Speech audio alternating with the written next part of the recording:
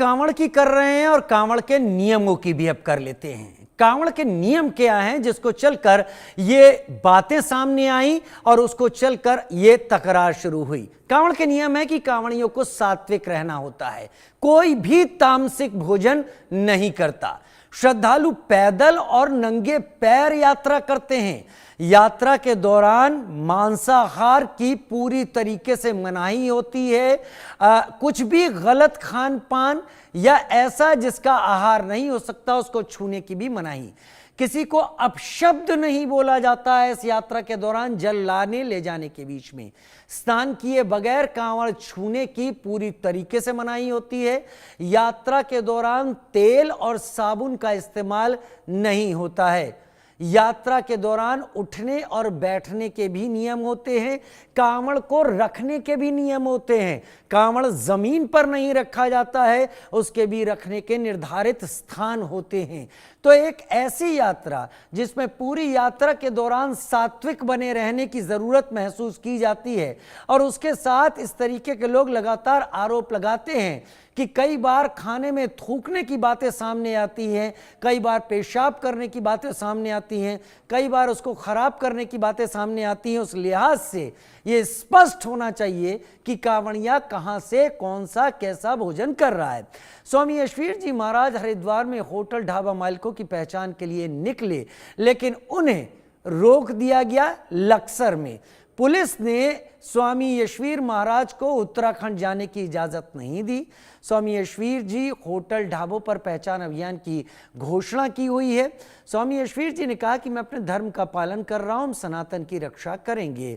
धर्मेंद्र चौधरी मेरे साथ ज्यादा जानकारी के साथ इस वक्त जुड़े हुए हैं। मुजफ्फरनगर से हमारे संवाददाता इस वक्त जुड़े हुए हैं। धर्मेंद्र, क्या हो रहा है कांवड़ यात्रा को लेकर? स्वामी यशवीर अभी कहाँ हैं और स्वामी यशवीर क्या उत्तराखंड से वापस लौट आए हैं क्योंकि उन्हें रोक दिया गया था? जरा विस्तार से सारी जानकारियां दीजिए।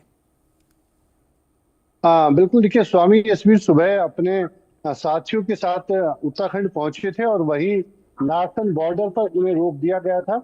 और जो मंगलौर थाना पुलिस पड़ता है, थाना नारसन बॉर्डर पे, तो काफी देर तक उनके समर्थकों को और स्वामी यशवीर को वहाँ जो चौकी है वहां पर बैठाया रखा। हालांकि पुलिस अधिकारी ने इनसे बात की और बात करने के बाद उन्हें समझाया कि इस तरह के आपके अभियान से उत्तराखंड में माहौल बिगड़ सकता है, सौहार्द बिगड़ सकता है। इस तरह की बात उन्हें समझाई। उसके बाद फिर स्वामी यशवीर को वापस मुजफ्फरनगर के लिए भेज दिया था।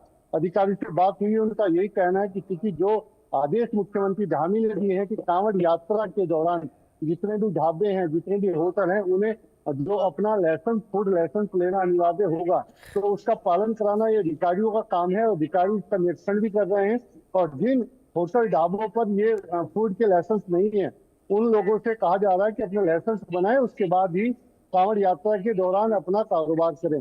तो ये उनके द्वारा कहा जा रहा है। लेकिन जब स्वामी यशवीर खुद इस को मुद्दा बनाकर या खुद अपने लोगों के साथ पहुंचे कि मैं इस तरह के अभियान में खुद ही जाके चेक करूंगा, तो ये एक तरह से माहौल बिगाड़ने वाली बात कही जा रही है कि इससे सौहार्द बिगड़ेगा उत्तराखंड का। उत्तराखंड देवभूमि है, चूंकि जो कांवड़ यात्रा शुरू होनी है वो हरिद्वार से शुरू होती है और 11 जुलाई से कांवड़ यात्रा शुरू हो जाएगी। तो ऐसे में पहले ही कोई माहौल खराब ना हो, तो पहले ही पुलिस प्रशासन ने, हरिद्वार पुलिस ने नारसन बॉर्डर पर स्वामी यशवीर को, उनके समर्थकों को रोक लिया था। काफी देर तक उनकी बातचीत हुई और दिन में वापस उन्हें समझा बुझाकर मुजफ्फरनगर के लिए भेज दिया था। मुजफ्फरनगर के लिए भेज दिया, ऐसा धर्मेंद्र बता रहे हैं, हरिद्वार से हमारे साथ लाइव जुड़े हुए हैं।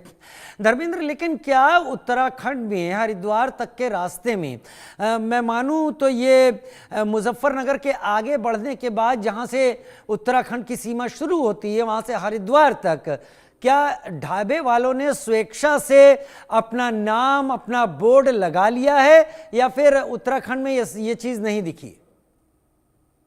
देखिए, उत्तराखंड में 2 दिन पहले ये सरकार ने आदेश जारी किए थे। जब आदेश जारी किए थे, इसमें नाम पते को तो इसमें स्पष्ट नहीं किया है, लेकिन सरकार का आदेश है कि जितने भी खाने पीने के ढाबे होंगे या रास्ते में रेहड़ी पटरी होटल होंगे, उन्हें फूड लाइसेंस लेना अनिवार्य होगा।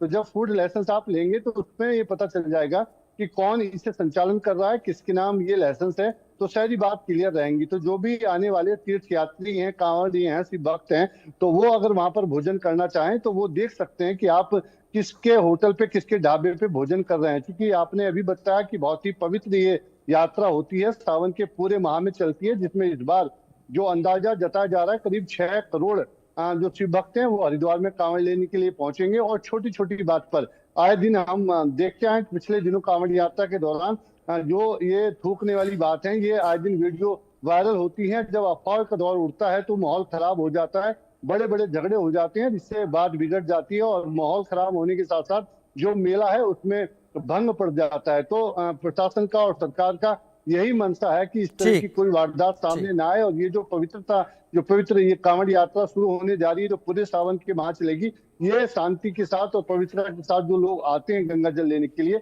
अपने गंतव्य तक पहुंचे। तो इसी मंशा के साथ इस आदेश को लागू किया गया है। धर्मेंद्र, बहुत शुक्रिया मेरे साथ जुड़ने के लिए, इस जानकारी के साथ आपका। उधर स्वामी यशवीर जी महाराज की मुहिम के बाद होटल ढाबों पर नेम प्लेट का कितना असर हुआ है, इसका रियलिटी चेक हमारे संवाददाता धर्मेंद्र कुमार ने किया। ये रिपोर्ट देखिए।